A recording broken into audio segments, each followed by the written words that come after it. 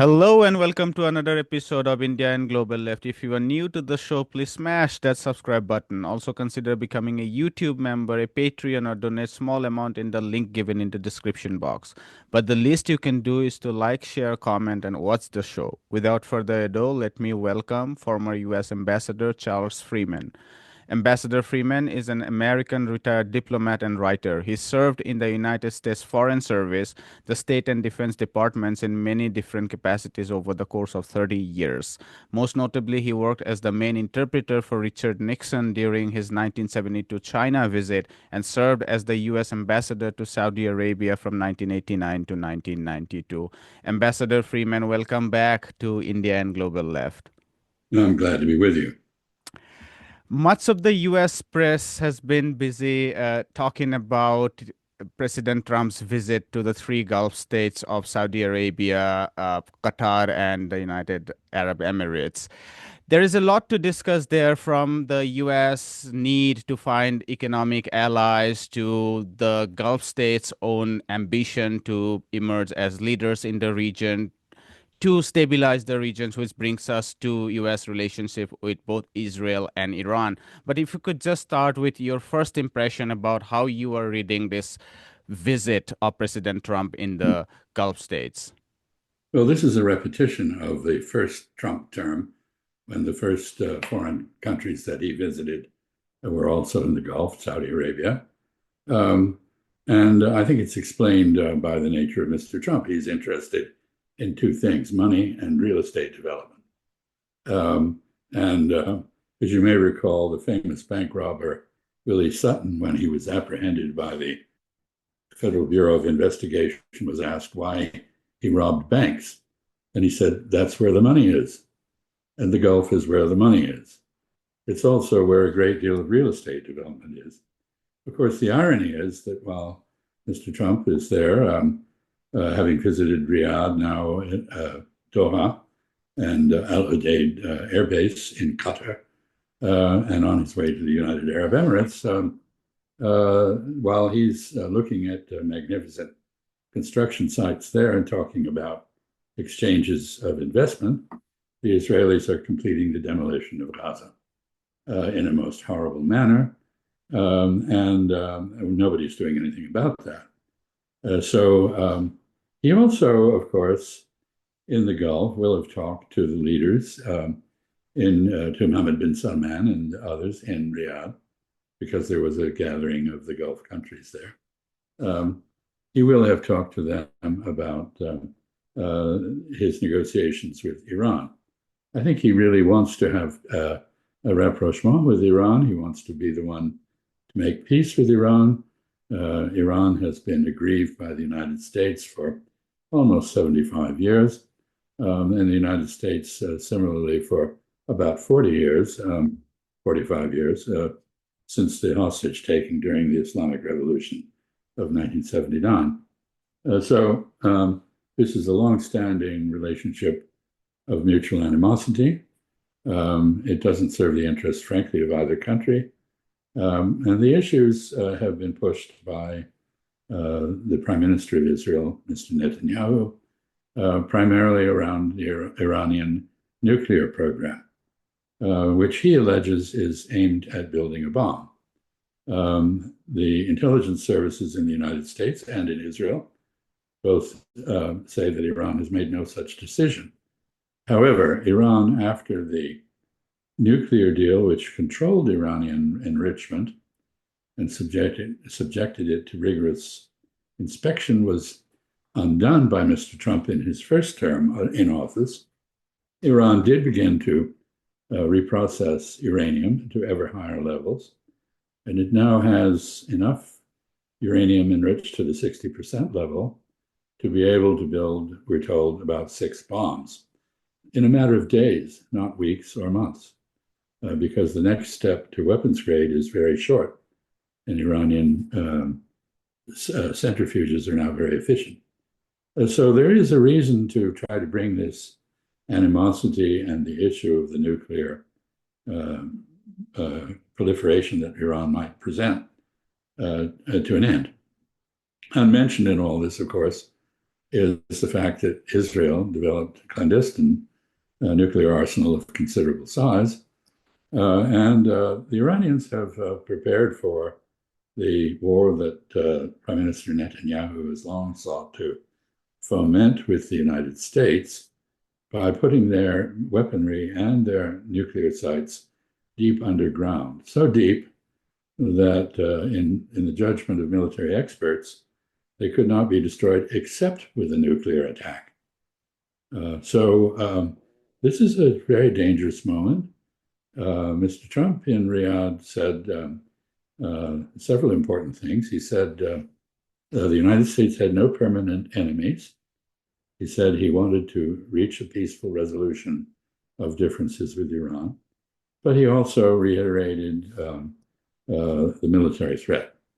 That military threat was symbolized by the deployment of B-52 bombers and B-2 bombers to Diego Garcia. The B-52s appear to be gone. I don't know about the B-2s, but the negotiations are proceeding by fits and starts, mostly in Muscat, Oman. The Omanis have become invaluable mediators between Iran and the United States. And there is a serious effort being made by Mr. Trump's personal envoy, someone who has no constitutional or legal status, Stephen Witkoff, his crony in real estate operations in New York, to reach closure. Mr. Witkoff entered this issue with no background in it. He is a skilled negotiator, but new to diplomacy. He appears to be learning and listening. He is obviously talking to Mr. Trump. And I think what the Iranians are offering is a return to the pre-JCPOA Joint Comprehensive Plan of Action agreement level of enrichment, which is 3.67%. That is enough to fuel reactors and generate power, which Iran has a perfectly legitimate requirement for, but not enough to build a bomb. And the question then is, who will Mr. Trump listen to? Because his administration is clearly divided into America firsters, like the Vice President, J.D. Vance, and Israel firsters. And the Israeli demand is quite extreme. They demand that Iran eliminate all enrichment, even for peaceful purposes. They demand that Iran destroy all its missiles and disarm itself. They demand that Iran cease supporting the resistance to their enlargement of their borders and ethnic cleansing of Palestinians. And I don't think Iran can possibly accept these demands. But they were put forward by Mike Waltz, who was just fired as the National Security Advisor. They've been espoused by Marco Rubio, the Secretary of State.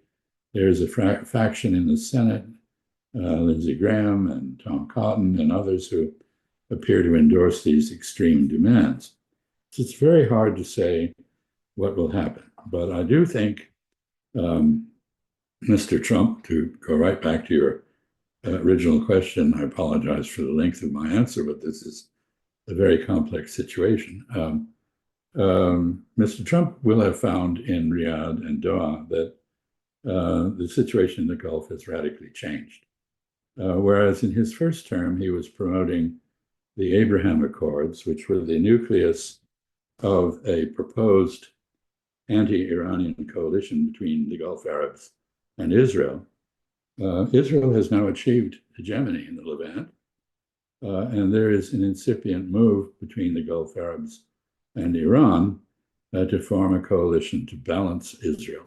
That is a coalition against Israel to balance its territorial and other ambitions.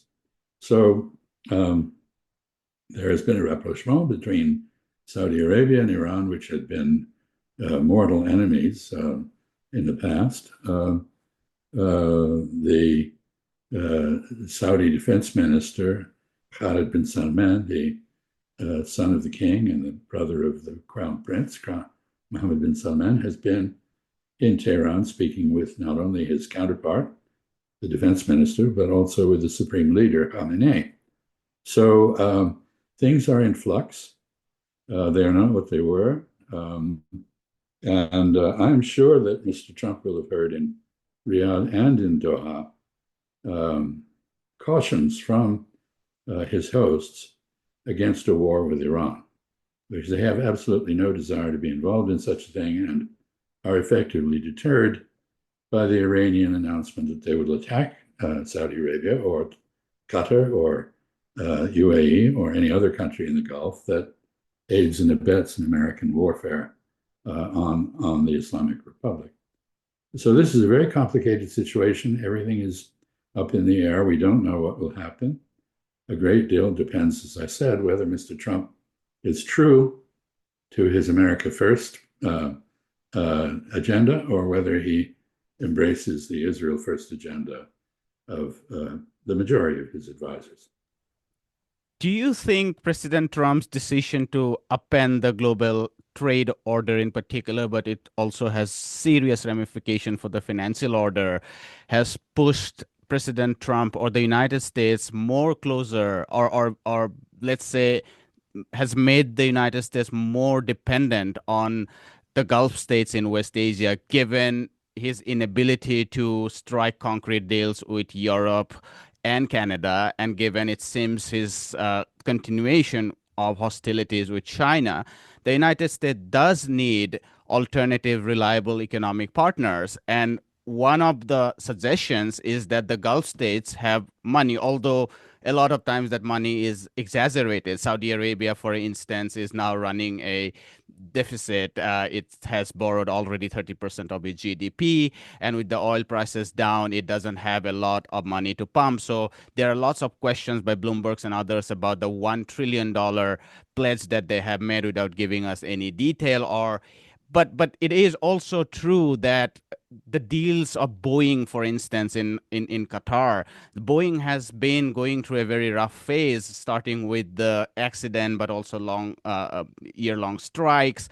And it seems that they desperately need these deals, which was further more hurt by the trade deals. And then it's the same with the capital markets, with a lot of South Korean and Japanese money flowing out of the US bond market, and the treasury market is not doing well. You need the sovereign funds in Saudi Arabia and the Emiratis to pump in more money into the US capital markets, including the stock markets.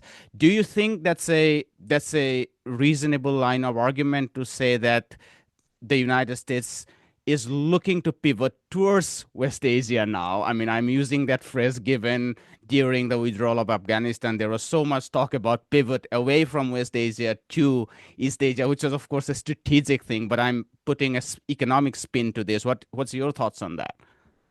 Well, that's a very complicated question. Let me say, I don't think that the drive to absorb investment from Saudi Arabia and others is driven by the ridiculous tariff tantrum that the United States has had.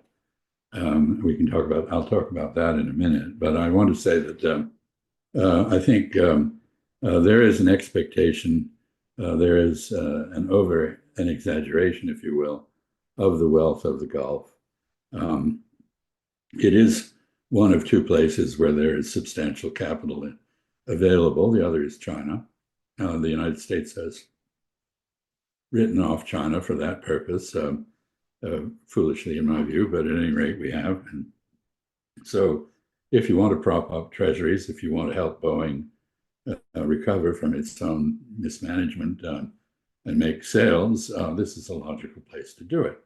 Boeing, of course, is a victim of two things. First, its own lapse into financial capitalist management rather than the engineering culture that previously prevailed. It has engaged in financial engineering, not real engineering, and that has taken its toll on the quality of the product. Second, the Chinese had suspended the delivery of previous orders of aircraft. They've now, in response to Mr. Trump's rollback of the tariffs, they have allowed the deliveries to proceed, but they're not placing new orders. So, yes, this is very important to Boeing. It's very important to the United States Treasury. It's very important to Mr. Trump. Having said all of that, the $1 trillion figure is a mirage. These are common in deserts, I know, and it's very unlikely that anything resembling that figure will emerge in the form of transactions. This is a vague statement of intent, or perhaps not even intent, aspiration, or perhaps puffery. It is not a serious number, nor is the number that has appeared in Qatar a serious number. Then we have the problem you mentioned, that actually the Saudis in particular are somewhat strained financially. They have a budget that requires a higher oil price than the one that now prevails. Mr. Trump's almost double. Yes, that's right. From And, 62 well, to 113 at like Bloomberg calculations. Rather than 60, which is what the current price is. So they are in fact curtailing some of the more extravagant projects that they had embarked upon, or if not curtailing them, at least delaying them. This is not the cornucopia that some people in Washington evidently imagine. The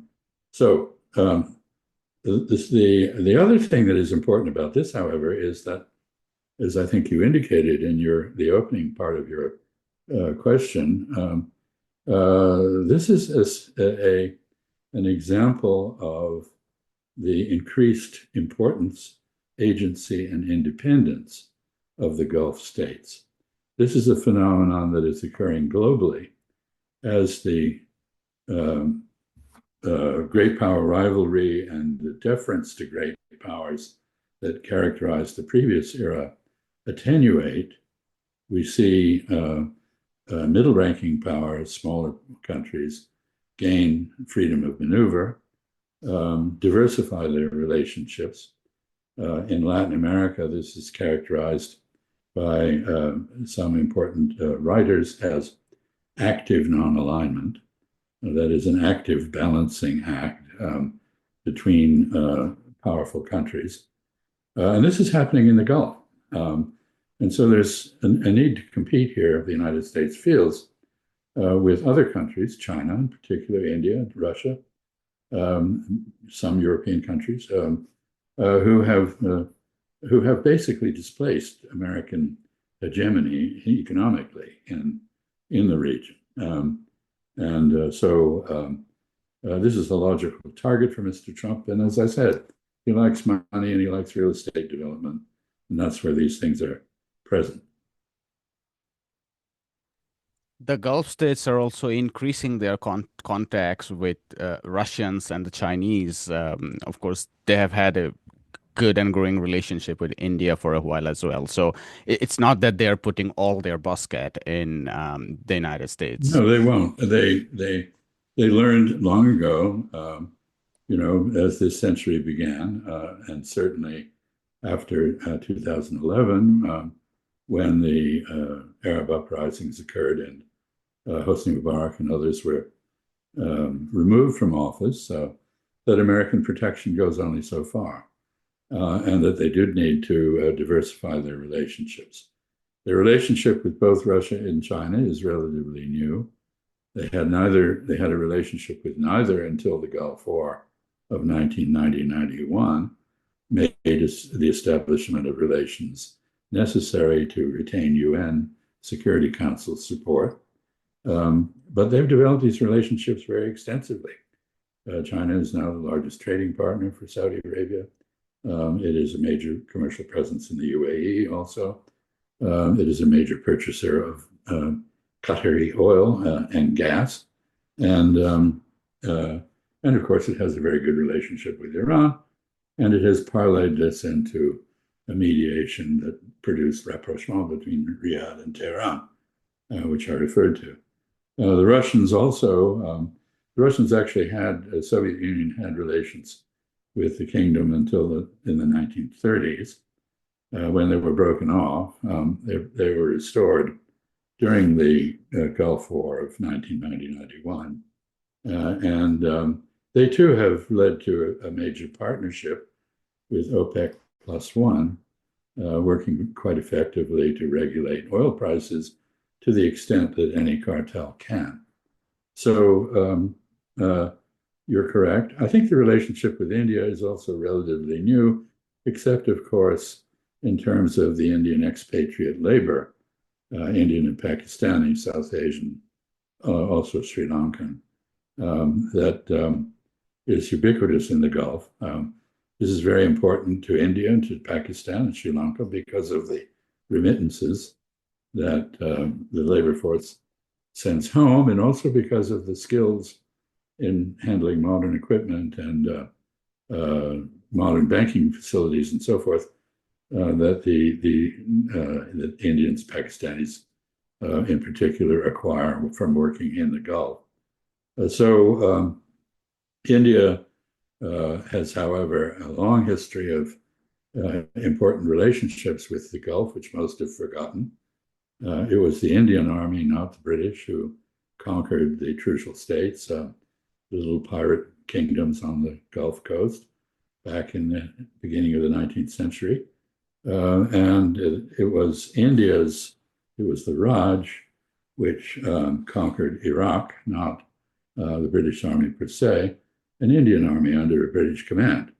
And so there's an ambivalent relationship between India and the Gulf, since from the Gulf's perspective, India has an imperial tradition there. But this has been overcome as India becomes an ever more important economy and global actor. Relationships have warmed. The religious issues which divided the Saudis, at least, from the Indians, have been set aside. That is, Indian polytheism, Hinduism, does not sit well with austere Islamic monotheism. That was an issue. It's not an issue anymore. And so there's a lot of things happening, not just with the United States at the moment, but with Beijing, with Tehran, with Delhi, with Moscow, and even countries farther afield, like Brazil.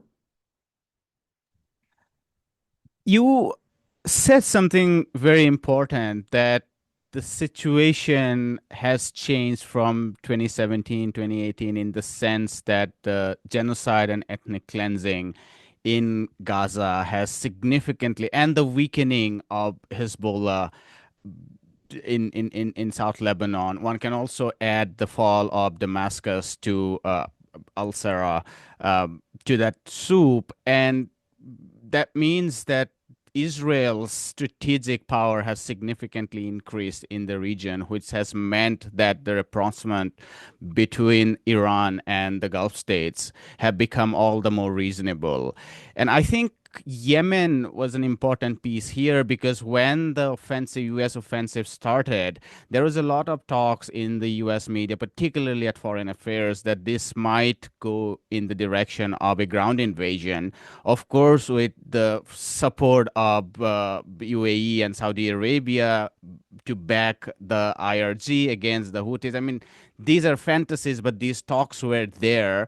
And now the sudden withdrawal of the United States, not to mention that they didn't even involve a clause on truce with Israel, makes it very clear that the Saudi Arabia and the Emiratis are, they are completely clear that they don't want to get into the mess in Yemen once more. I mean, they would have preferred the IRG over the Yemenis, but they know that they can't do much about it, and it's better to do a deal with Iran, which, to my mind, says that the bombing option is over. The very aggressive containment of Iran is over. Of course, this is not to say that some containment of Iran would not be there. That would definitely be there.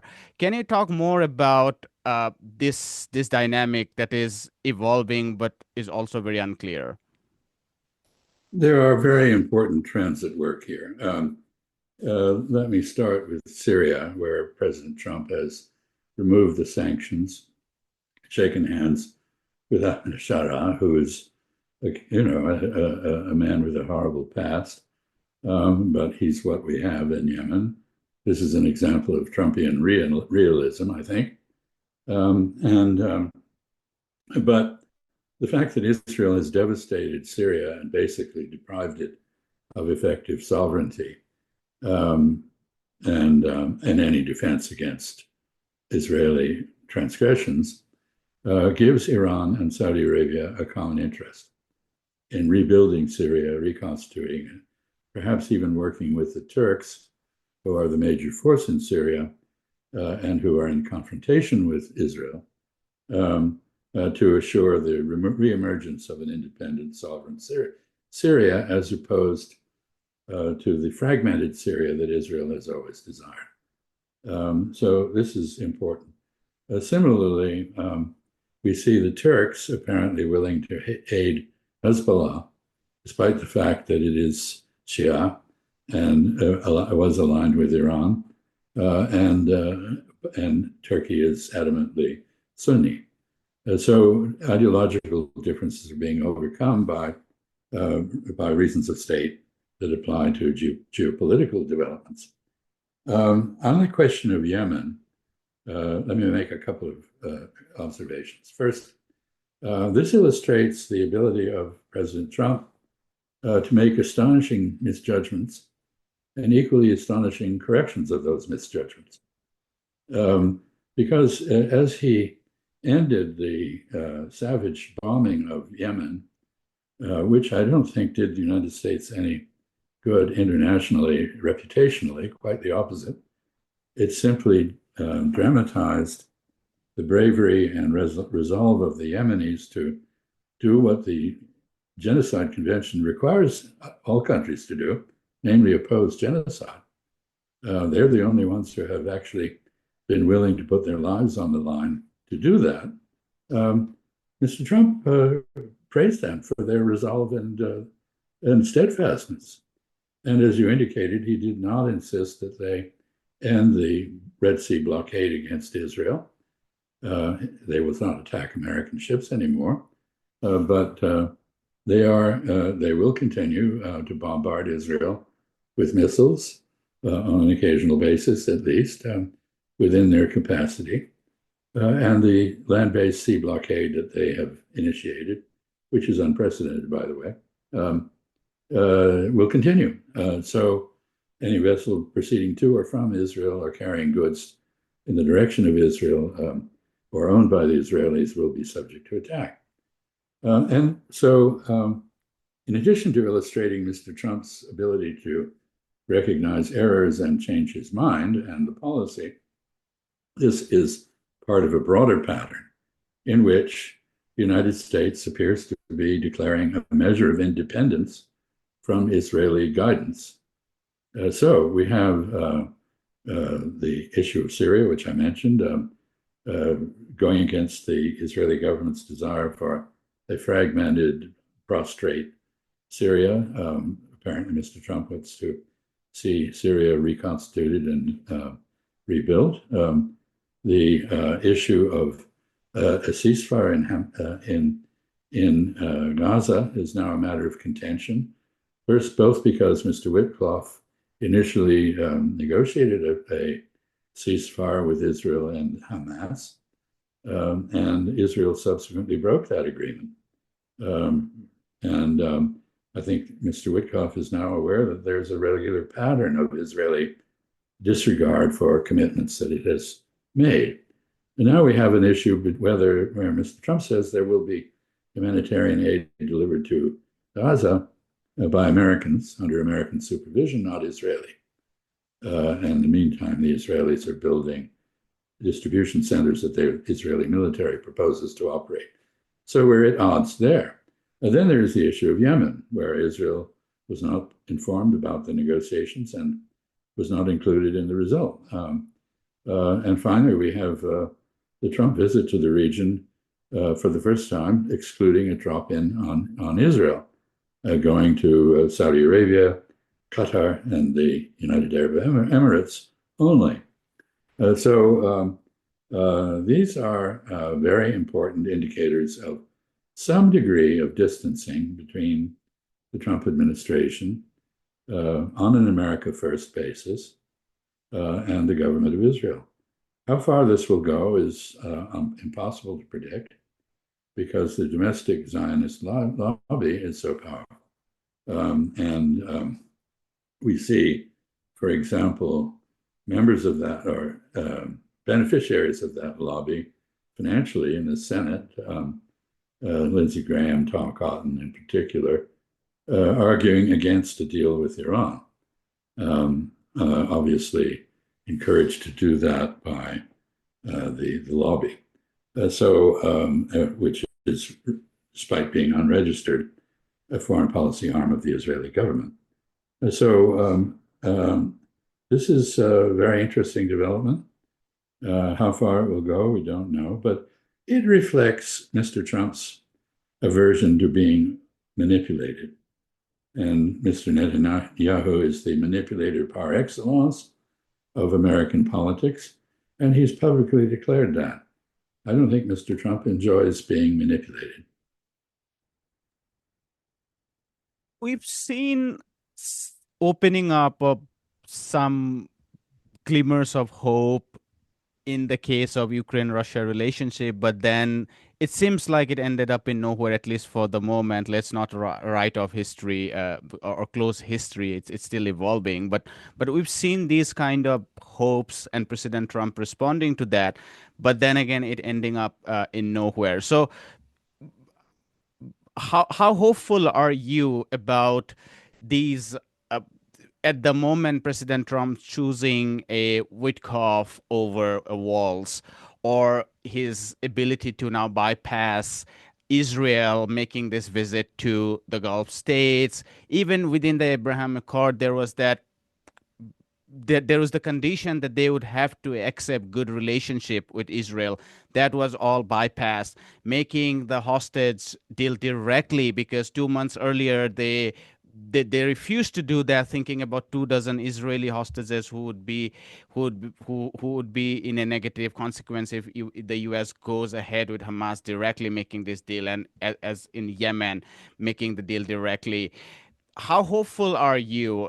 Do you really think that the Zionist lobby and also those within the Trump administration, the Marco Rubios who are left, even if Walz might be sidelined, can we imagine that this might lead to something for the Palestinians on ground? While it's true that this has shifted geopolitical relationships among states, but would it lead to something substantial for the Palestinians on ground?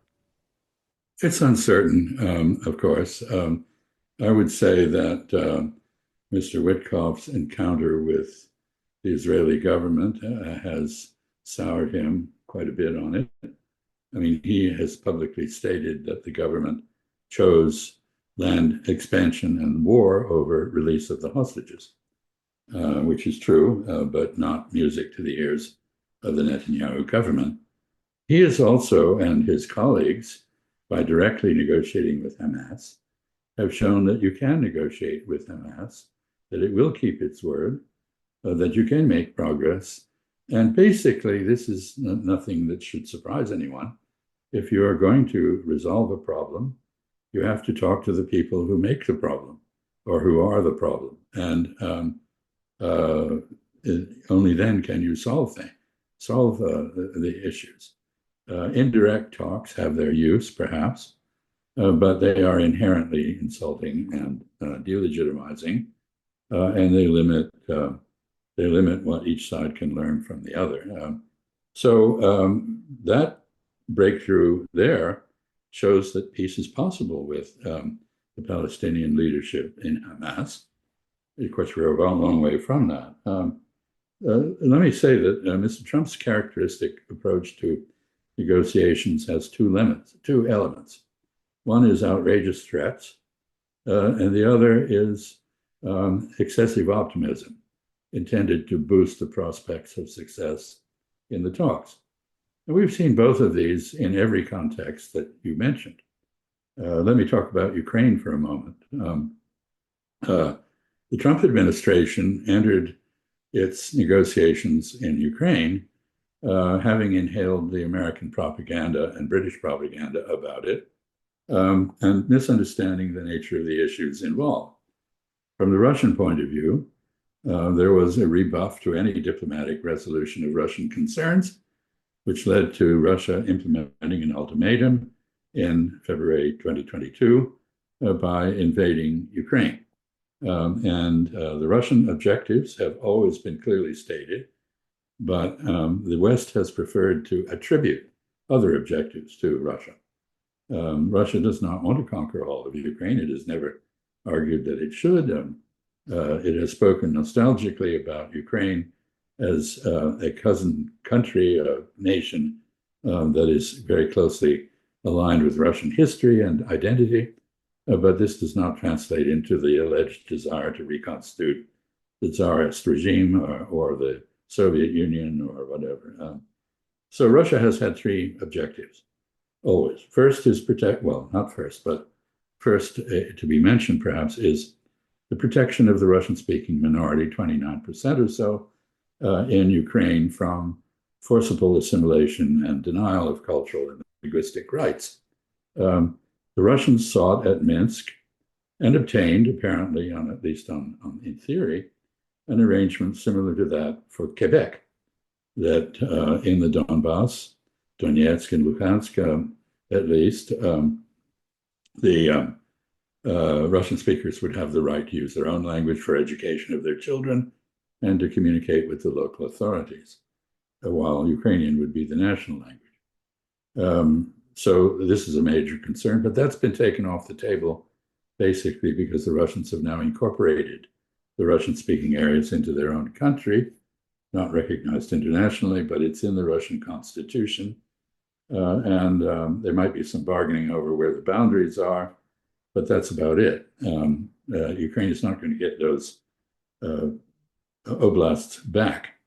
The second and far more important issue was that demand was that Ukraine return to the neutrality it had proclaimed when it became independent, on the basis of which Moscow recognized it as an independent country. And of course, Ukraine has, under Western urging, and with the strong support of people from Western Ukraine, who have an unsavory history vis-a-vis Russia, Ukraine has abandoned that neutrality and sought membership in NATO. And the Russians, beginning in 1994 under Boris Yeltsin and continuing under Vladimir Putin, and most notably at the 2007 Munich Security Conference, have made it very clear that if Ukraine were incorporated into NATO and that foreign alliance, which is hostile to Russia, armed Ukraine against Russia, that the Russians would respond militarily. And they actually provided a demonstration of this in a brief war with Georgia, which preceded the coup in Ukraine and the 2022 invasion. And the final issue is the broad issue of security in Europe and whether there is an architecture for security that can reassure Russia against the danger of attack by NATO, not an empty threat, if you look at Kosovo through Russian eyes, and similarly reassure Western Europeans, members of NATO, against attack by Russia, which they fear. So these are the three demands. Minority rights in Ukraine or now in Russia, the issue of neutrality for Ukraine, perhaps modeled on the Austrian State Treaty of 1955, offering protections to linguistic minorities like the 150,000 Hungarians who live there, or the Romanians or the Bulgarians or the Poles, who are all minorities within Ukraine. And finally, a broader discussion of European security architecture. So the problem is that Europe, the European members of NATO, have produced no proposal for peace. The only proposals they have produced are military, and the war has been lost. They went to Kyiv just recently and issued an ultimatum to Russia. Now, how can the side that's lost the war issue an ultimatum? That is just not practical, whatever the moral justification for it might be.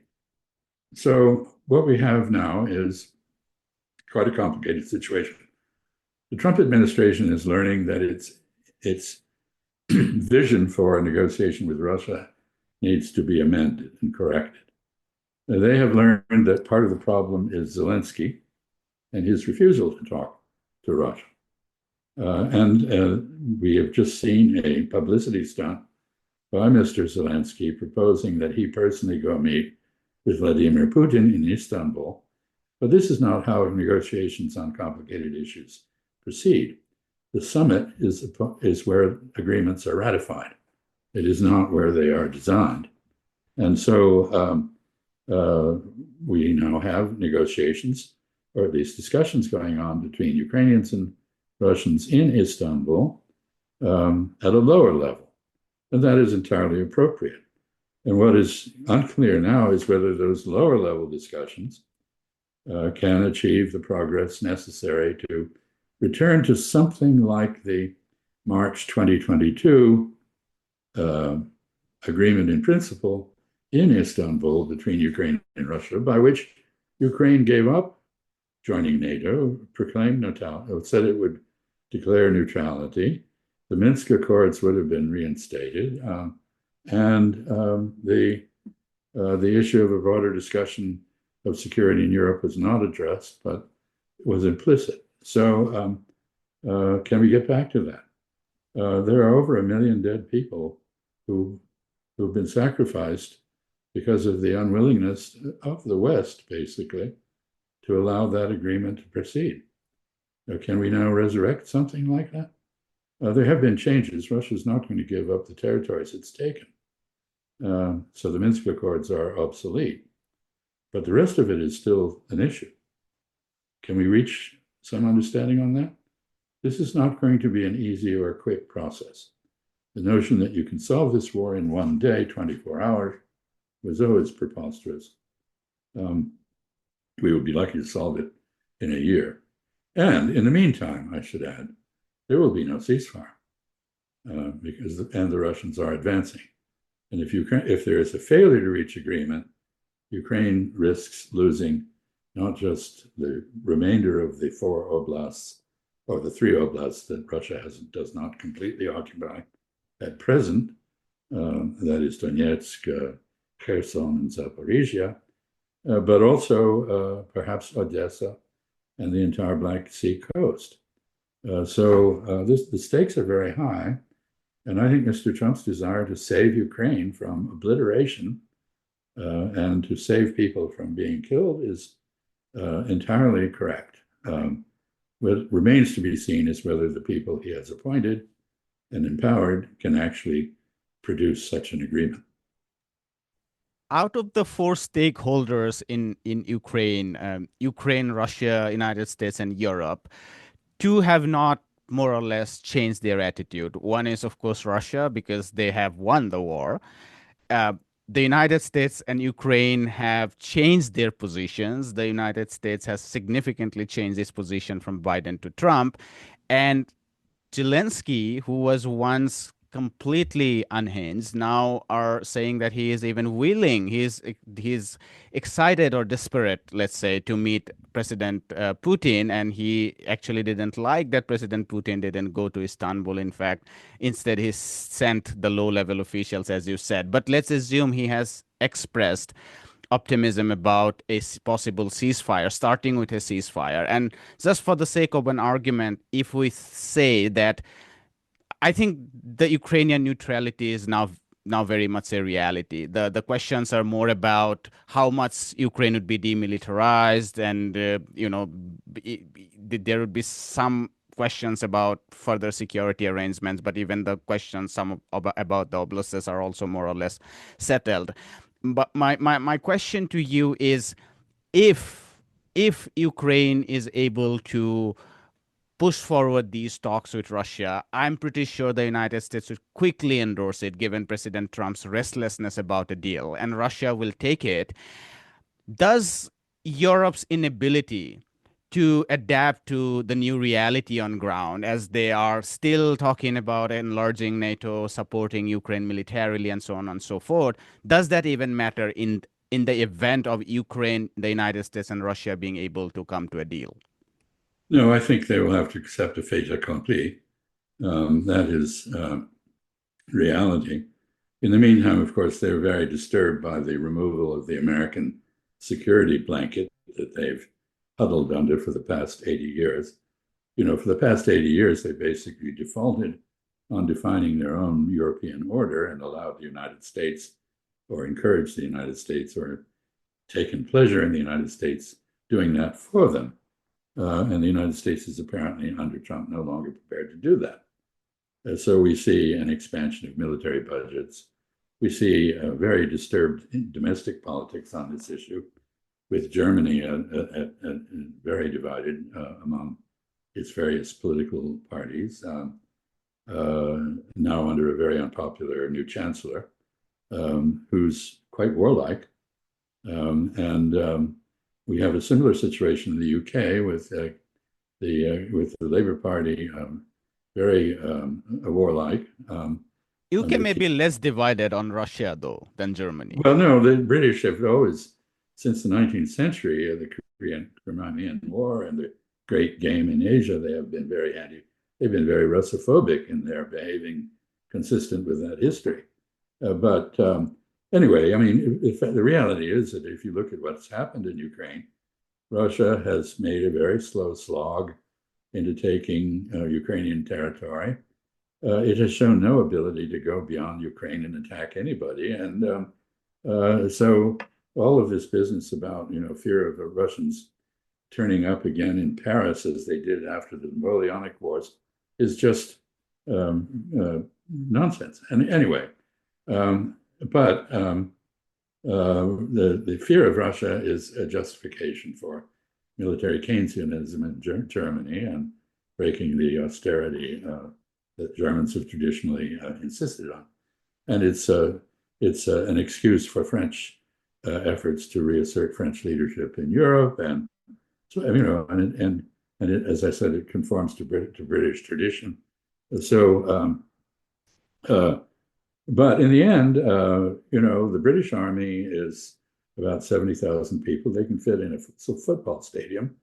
And if some of them go to Ukraine, as the British government itself has admitted, without American backing, they are entirely vulnerable. And, you talk about a resilience force in Ukraine. I would give that a half-life of a few days under Russian attack. And I think there would be a Russian attack because the Russians got into this war because they did not want hostile forces on their border with Ukraine. They're prepared to accept the Baltic states because the Baltic states really are no threat to them. But an armed Ukraine integrated into Western alliance hostile to Russia is a threat. Anyway, so I think there are several questions about what will happen. First, I think the generals on both the Russian and the Ukrainian side actually would like to see this war over. It's the politicians who want to carry it on. And there's some reason to believe that the generals who knew each other when they were under the common command of the Soviet Union have been talking to each other off camera. And Mr. Zelensky has been a principal obstacle to realism on the Ukrainian side. Why this is not clear. He was elected to office on a peace platform. Within 6 weeks, he had reversed that. Was that because of threats to his life from ultranationalists? Or was it because of Western pressure? What was the reason? We don't know. He's a gifted actor, we do know. One suspects that the lines he delivers are not written by him. So Mr. Zelensky's, he's just been in Ankara talking to President Erdogan, presumably trying to boost Turkish mediation again in this. He needs a peace. If he could bring off a peace, he might actually be able to retire to some of his villas abroad, because he has quite an array of properties in various plush places. But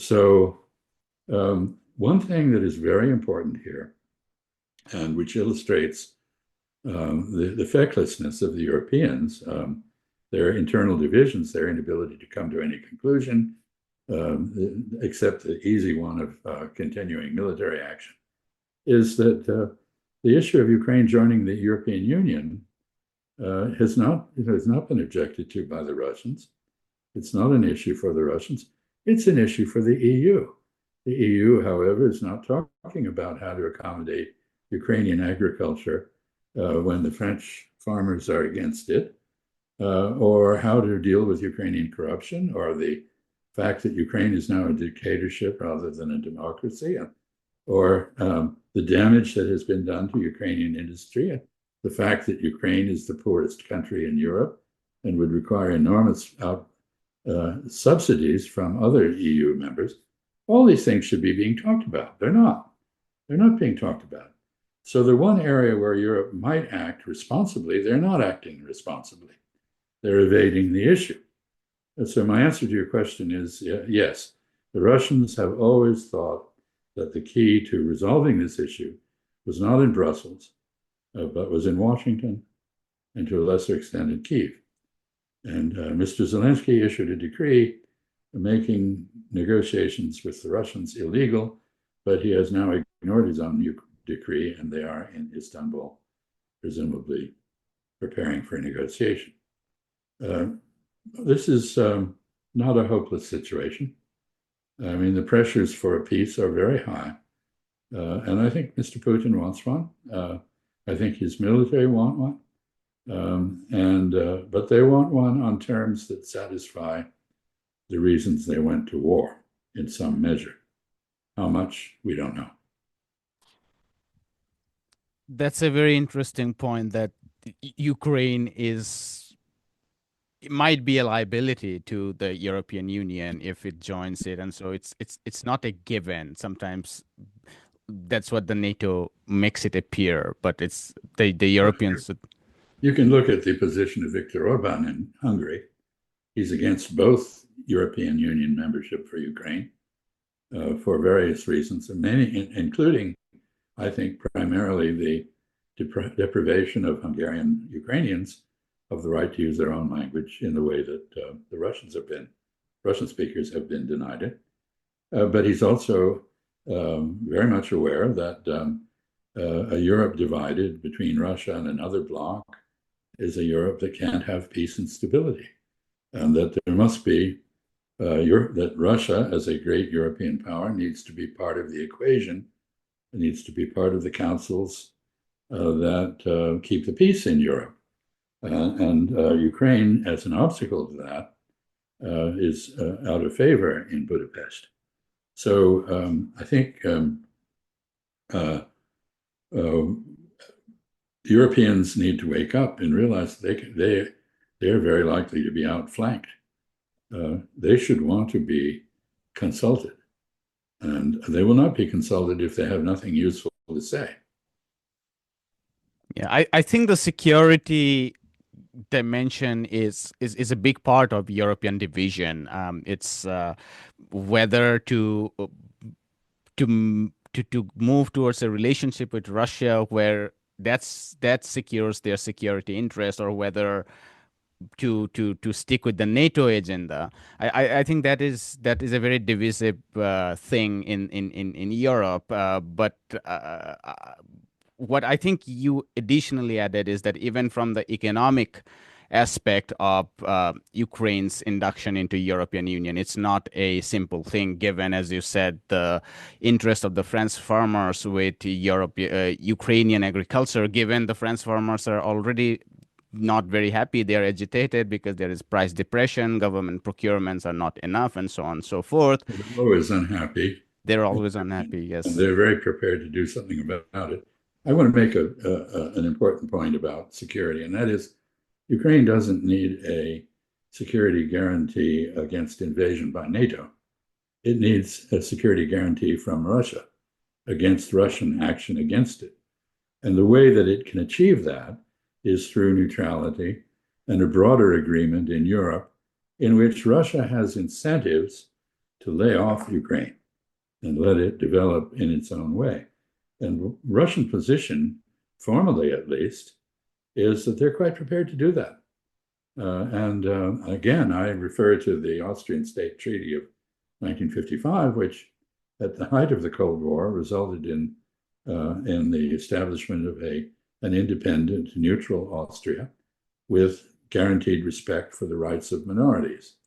That is Italian, Slovene, Hungarian speakers who are in this German-speaking country.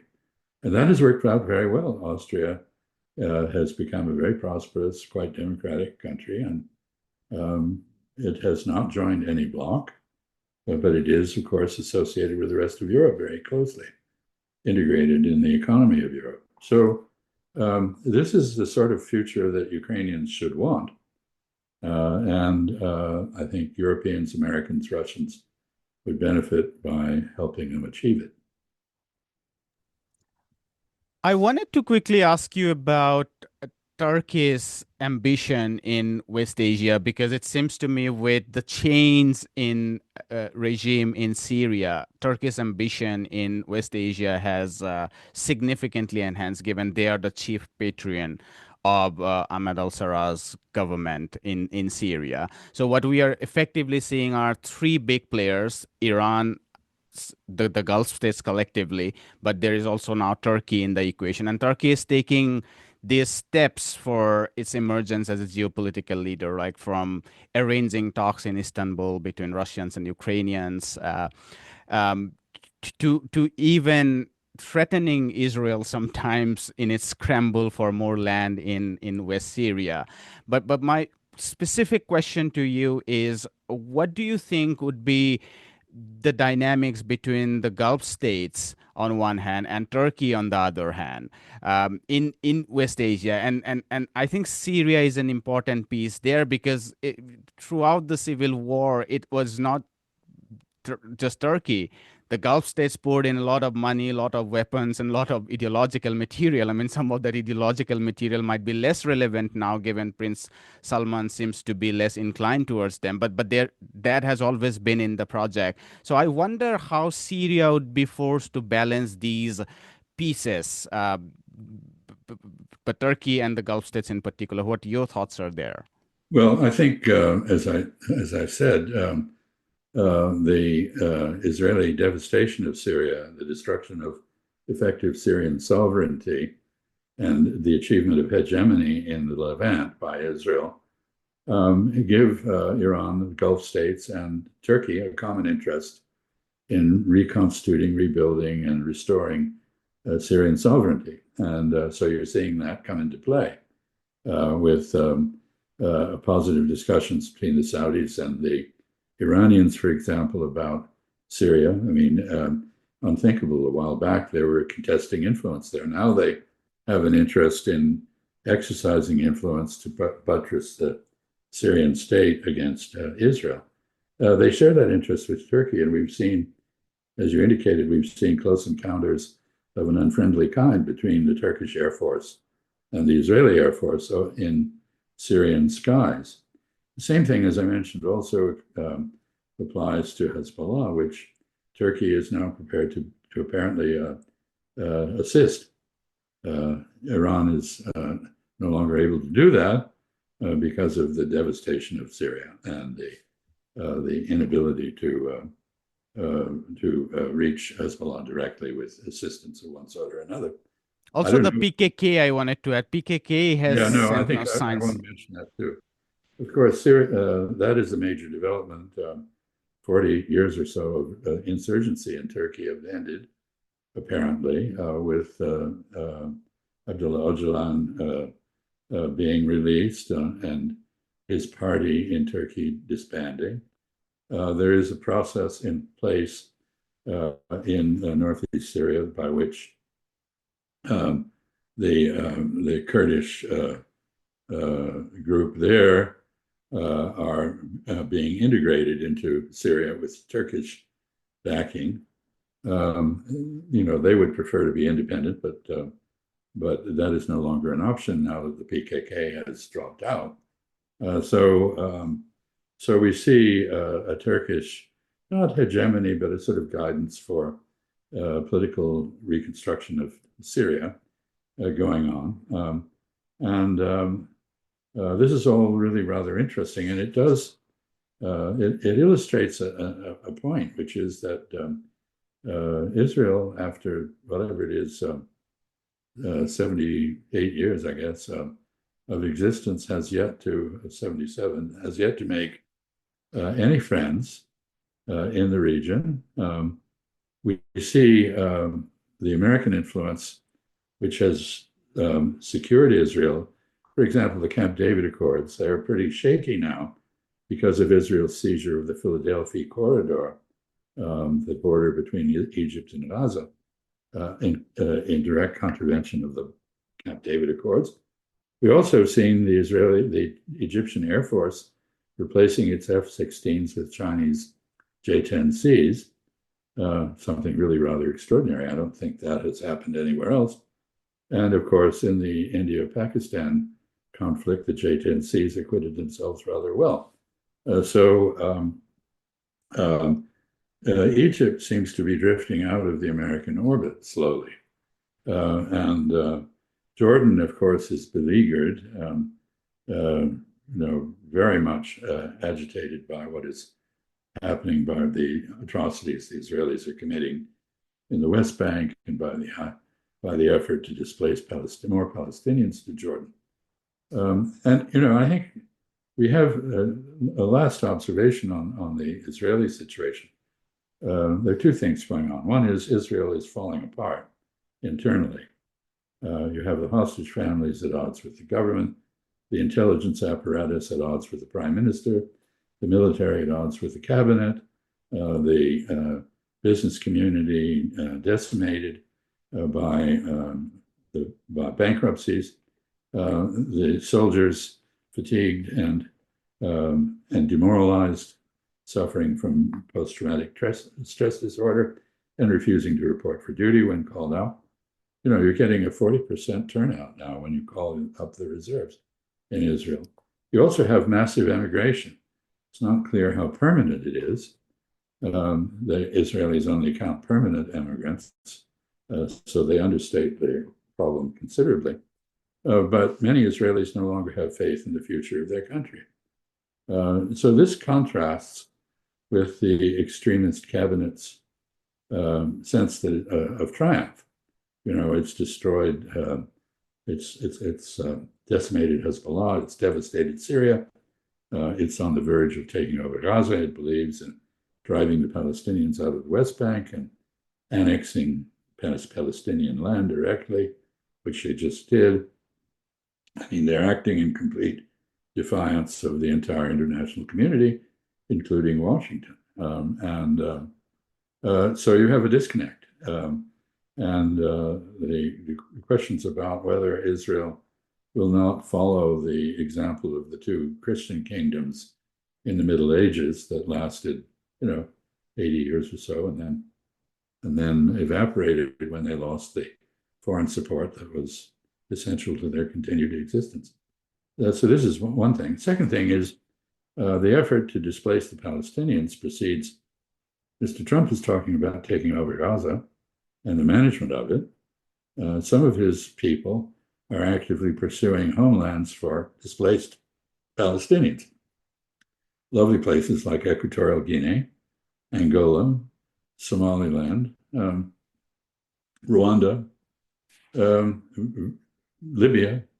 These are very preposterous destinations for Palestinians, and I don't think they have much viability in that regard, however much money those trying to promote this are willing to lavish on those countries. This is a very dangerous moment for Israel, for those who, despite its atrocious behavior, would like to see Israel succeed as a state in the long run. It's doing everything possible to blight that possibility. You can't be sure that it will be around in 10 or 15 years. We'll leave it there, Ambassador Freeman. That was an excellent conversation, and I had these questions. It was very clarifying for me, and I'm pretty sure our viewers would like it. Thank you so much. Hi, my name is Ayushman. I, along with Jyotisman, have started this platform. In the last 2 years, we have tried to build content for the left and progressive forces. We have interviewed economists, historians, political commentators, and activists so far. If you have liked our content so far and want us to build an archive for the left, I have two requests for you. Please do consider donating for the cause. Link is in the description below. Also, if you are not able to do so, don't feel sad. You can always like our videos and share our videos to your comrades. Finally, don't forget to hit the subscribe button.